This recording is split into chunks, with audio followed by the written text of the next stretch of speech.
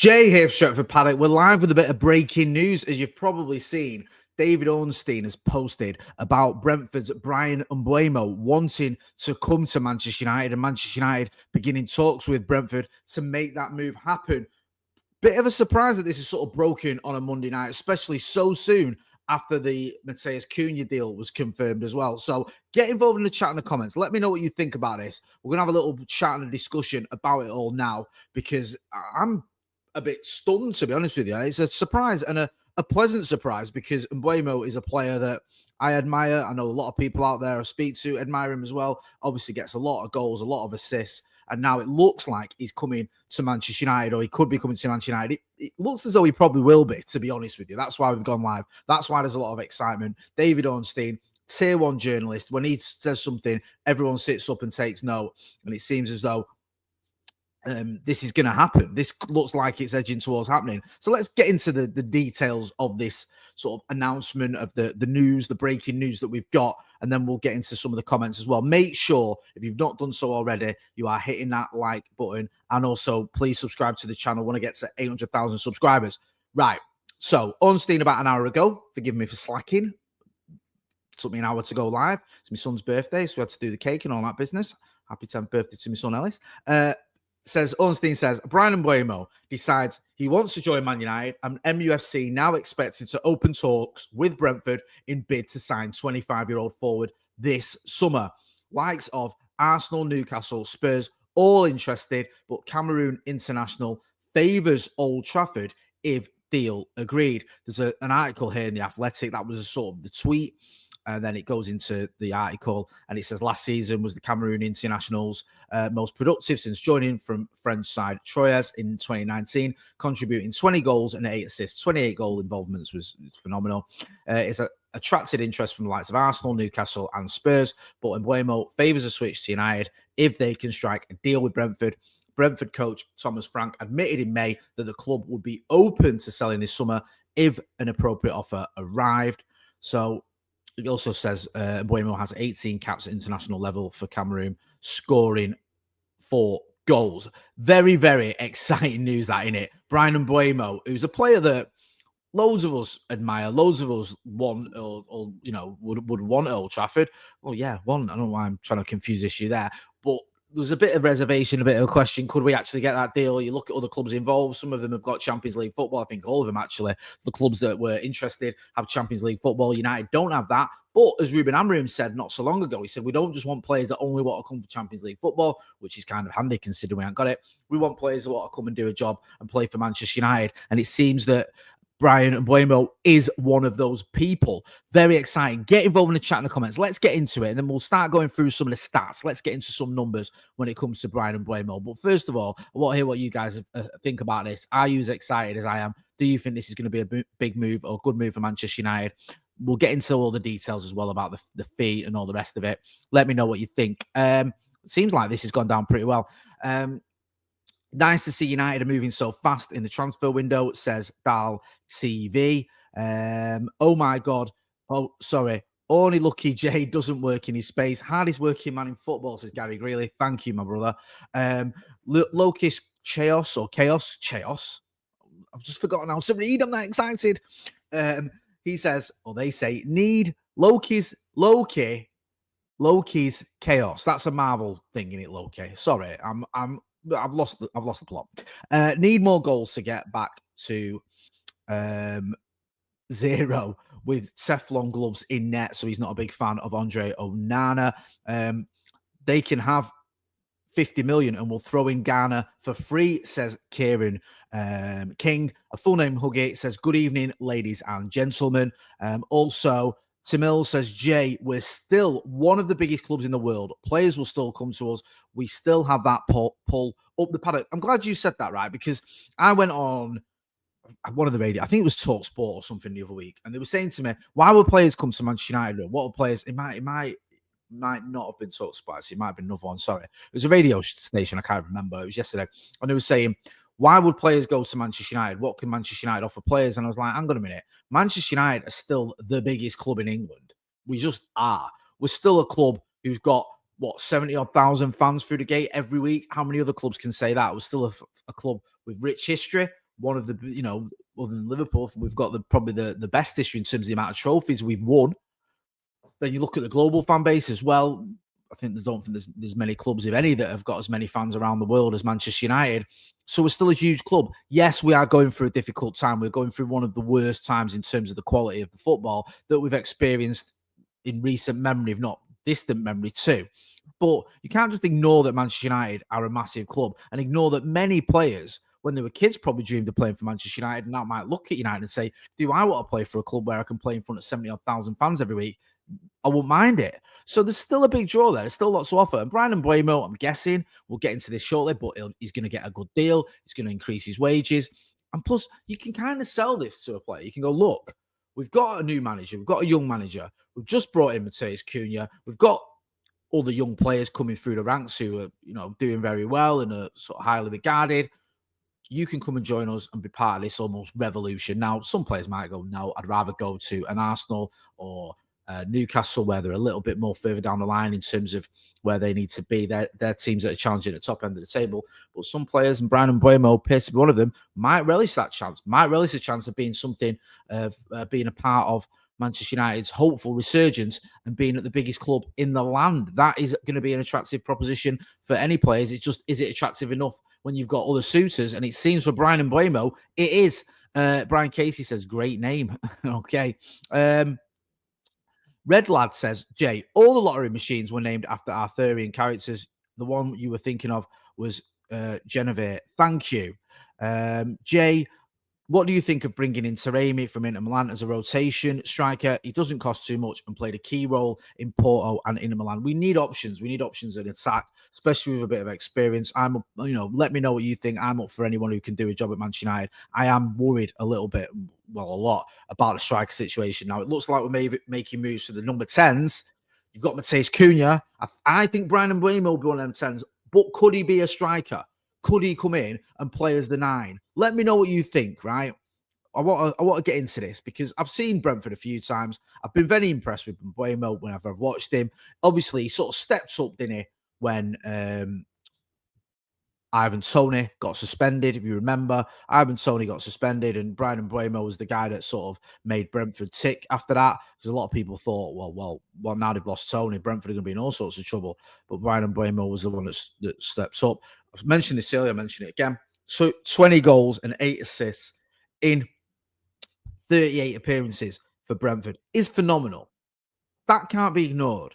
20 Premier League goals. When's the last time we had anyone who scored 20 Premier League goals? Is it Robin van Persie? Because I think Ronnie got 18, didn't he? I think Lukaku and Zlatan got 18. Marcus got 17. I don't think anyone's hit 20 Premier League goals for Manchester United since, was it Bruno maybe? Yeah, I think it must be Bruno, actually. Let's have a look. And that must have been like maybe his second season. I don't know. Did he get 20 Premier League goals? Sorry, I know I'm going off on a bit of a tangent here, but I just want to sort of highlight how impressive that is. No, Bruno got 18 as well. So yeah, 20 Premier League goals isn't anything that you can sort of dismiss or downplay. That is ridiculously good. And that is what Bryan Mbeumo got for Brentford last season. And he also got 8 assists. So the guy is hugely effective. Now, in terms of his position, he can play as a striker, mainly plays on the right-hand side, but can play as a second striker or as, just an out-and-out striker or a second striker. Be interesting to see how he's used. I would have thought he'd be on the right-hand side of the two 10s, maybe him on the right. Would you have Cunha on the left then? Is that how it's going to work? Does that work? Or do you say to Bryan Mbeumo, you push forward and my two 10s are going to be Ahmad and Cunha, or my two 10s are going to be Mason Mount and Cunha? I don't know. Let me know what you think, because I've never thought as Bryan Mbeumo as an out-and-out striker, but the manager might do if we don't bring another striker in. Be interesting to see what happens. Mick Holohan says, a good presser and knows where the goal is. Yep, he works very hard, does like to press. We need a bit of that. Bilal says, Jay, I want to marry you. Sorry, I'm already spoken for. Steve Doyle says 100 million spend and no number 9. Hoyland done. Josh, not a 9. John Kine says, Jay, Cunha and Mbeumo, both top fantasy league points performance last season. Hopefully fitting team as well. Look, you might ignore that or downplay it and go, fantasy football, what's that got to do with anything? Well, it's got lots to do with everything because that tells you when players get goals and assists. You don't get points for just turning up. Well, you might get a point for playing, but you get points when you get goals and assists in fantasy football. And Bryan Mbeumo and Mateus Cunha put a lot of points on the board. And actually, I like the fact that someone's pointed that out, John Kind, because that's when I really started to take notice of Bryan Mbeumo. If you remember when me and Joe were doing our members, anyone who watches the members section or is a member at Stretford Paddock, we have a members, we do members vid quite regularly, fantasy football. I'm not going to lie to you, eventually I got fed up of fantasy football and I stopped sort of updating the team all the time. Joe absolutely smashed it. But Bryan Mbeumo was a player that got a lot of points for me, which indicates he's an effective player. And he's an effective player in a team that is around mid-table now. You look at it, you go, okay, United finished lower than mid-table last season. But if he can do that for a team like Brentford, there's every chance that he can do something more, a bit better, if he comes to a team like Manchester United and we get our act together. Not the current Manchester United side that just finished 15th, but if we get our act together, we can get the best out of Bryan Mbeumo and hopefully see loads of goals and assists, especially with him and Mateus Cunha. I love that, you know. I ain't going to lie to you. All of a sudden, you've made two signings there for potentially, 110 million quid for the pair. And the side looks a lot better, doesn't it? It just does. All of a sudden, now you've got options. You go, okay, we're going to have Ahmad as one in the 10s. He's going to play alongside Mbeumo. We've still got Cunha there. Oh, actually, yeah. Maybe Cunha can maybe we actually push Mbeumo further up. We have Cunha in there. Oh, actually, maybe we put Ahmad as a right wing back. You've got options now. We didn't have that even a week ago. Now, don't get me wrong, Mbeumo's not a done deal, but it looks like it's moving forward. Ineos just need to make it happen because I love this deal. Chris Martin says, awesome news. Sales need to happen ASAP too, or we risk being lowballed by clubs to recoup cash quickly. Get it right, and we'll have played a blinder. Yes, I agree with that. We do have to move players on. We've got players that we don't want. They don't want to be here, and we don't want. This is interesting.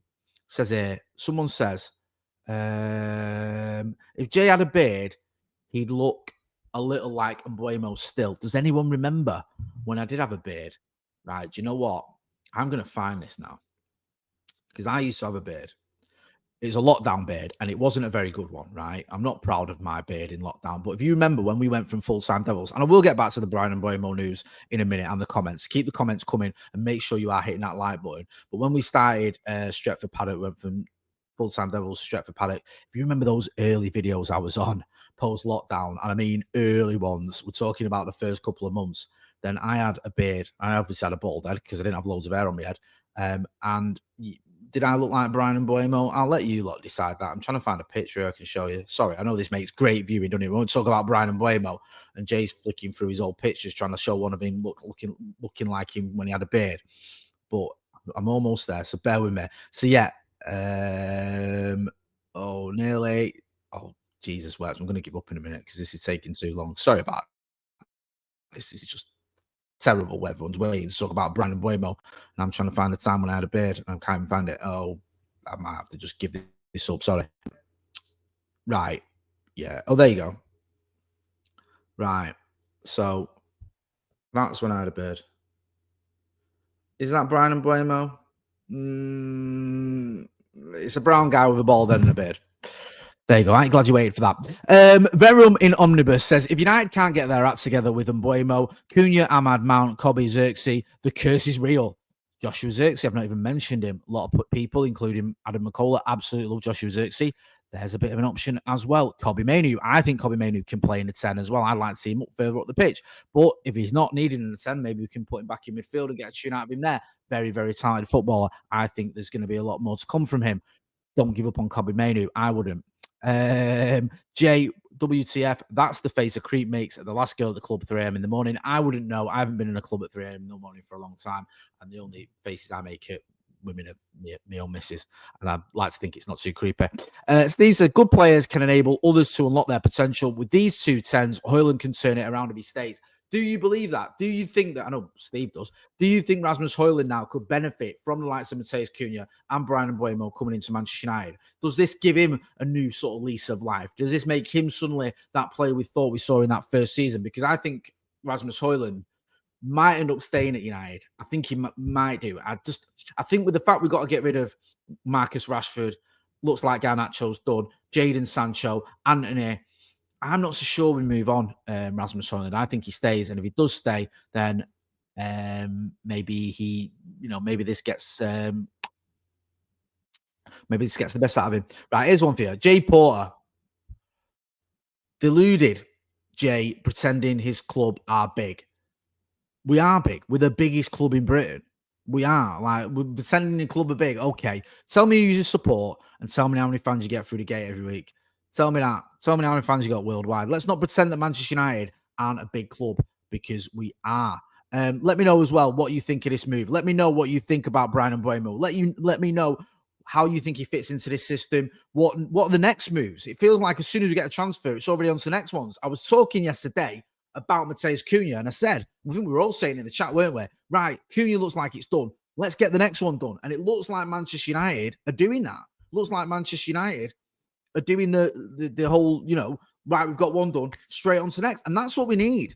You don't get anywhere right now by just sort of going, right, we've got a deal done, that's it. Manchester United, we need signings. We're in desperate need for more signings. We just finished 15th. We lost the final to Spurs. It ain't good enough. So I'm glad that Manchester United have realised that and gone, right, let's make this right. Loads of people in the chat as well. Good to see you. Keep them coming. Joshua Bowater, Bilal, Hope Kinder is watching because we need Mbeumo. Very good.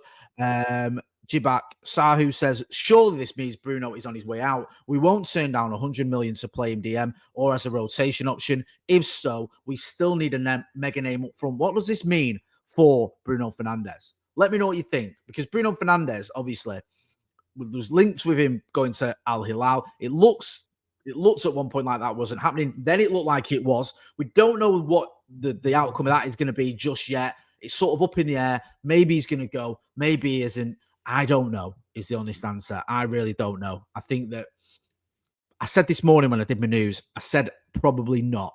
I think he'll probably stay. But that might have been me just being wishful thinking, because I don't want to lose Bruno Fernandes. Let me know what you think. I think Bilal he's losing the plot a little bit here. I might have to ban him if he carries on with some of this absolute nonsense. Ben Gregg says, Bruno has got to stay. We can't sell our best player. Romano just released an Instagram story about United. Someone has said, sorry, I think that was Zam. So I'll just have a look and see should we see what Romano's saying? I don't usually check Romano on Instagram, Romano for me is usually someone I just watch on Twitter, but I've not seen this Instagram story. There it goes. Let's have a look, see what is Romano. Fabrizio Romano, he'll be going crazy this window, won't he? He'll be going crazy about Manchester United, because it looks like we're going to be doing a lot of business this window. Just on the Rasmus Højlund front, 2 hours ago, Romano tweeted, understand that Inter have made contact with Rasmus Højlund's camp in the recent days as talks started for the Danish striker. As exclusively revealed today, Højlund is one of the main options on Inter's shortlist with Palmer's bonnet and more. We'll have to wait and see what happens with that. Romano's done a post saying breaking news. Bryan Mbeumo decides to give his priority to Manchester United move, which we already knew that because David Ornstein had broken it. I think that's the what's he saying here? Yeah, he's saying Brian. He's done a little story. I don't know what to do about it anyway. Saying that yes to Manchester United. Bryan Mbeumo is saying yes to Manchester United, and rightly so. We're still the biggest club in the country. Don't forget. Beef Bully says, Jay, we need 3 strikers. Agree? Who? I think if we've not got much money to spend, then maybe Jonathan David could be one of them. Maybe you could try and go for Victor Osimhen. If he's up for it, it looks like there could still be a little bit of movement there. And then, maybe you go out there and you get a Mitrovic as a backup. We were talking about this earlier. I don't know if that one's going to happen. We'll have to wait and see. Listen, I'm going to leave it there. Dan United 94 says, Jay, you need your own here we go style catchphrase for confirmed transfers. How about done and dusted, if I'm being brutally honest? Okay, then. I'll go with that. Done and dusted, if I'm being brutally honest. It's not done and dusted yet, but it looks like it will be soon. I'm going to be back in the morning with the news. Going to be back at 11:15 tomorrow morning. So make sure, if you're not doing so already, you are hitting like, share, and subscribe. We'll get into more of this. We'll get the details of this transfer. I'll be Jay Motti. The big news here looks like Bryan Mbeumo is heading to Manchester United, and I, for one, am buzzing about that. Don't forget to hit like, share, and subscribe. And thanks for watching.